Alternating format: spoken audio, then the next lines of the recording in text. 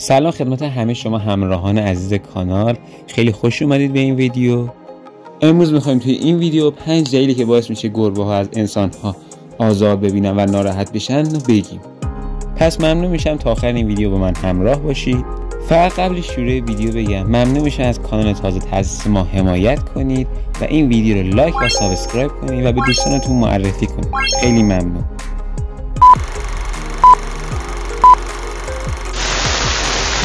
خب سوالی که همین اول ویدیو به وجود میاد اونم اینه که آیا گربه ها احساس دارن؟ آیا کارهای ما باعث میشه که گربه ها ناراحت بشن؟ یا که نه، گربه ها هیچی به هیچ جاشون نیست. خب این باور که گربه ها هیچ احساسی ندارن کاملا اشتباهه و این 4 کاری که الان بهتون میگم باعث میشه دل گربه ها شدیداً بشکنه. خب گربه ها نسبت به جایی که زندگی میکنن تعلق خاطر دارن و همچنین براشون مهمه که یک جا باشن و اونجا رو بشناسن. وقتی شما گربه رو بیش از حد جابجا کنی باعث میشه استرس بگیره و استرس برای گربه خیلی بده. به هیچ وجه من الوجود گربه‌تون رو تنبیه نکنید، چون اونا دلیل این تنبیه رو نمیدونن و باعث میشه از دست شما دلگیر بشن.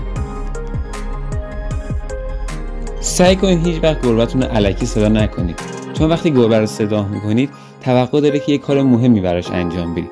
وقتی اون رو الکی صدا میکنید وقت اون رو در اصل میگیرید و ممکنه در آینده دیگه جواب صداهاتون هم نده. شوخی‌های نادرست با گربه مثل اذیت کردن گربه یا مثلا کشیدن دمش یا مثلا پرت کردنش از ارتفاع باعث میشه گربه‌تون از شما ناراحت بشه و دلگیر بشه. خب دوستان ممنون میشم ازم حمایت کنید و من لایک و سابسکرایب کنید. خدا نگهدار.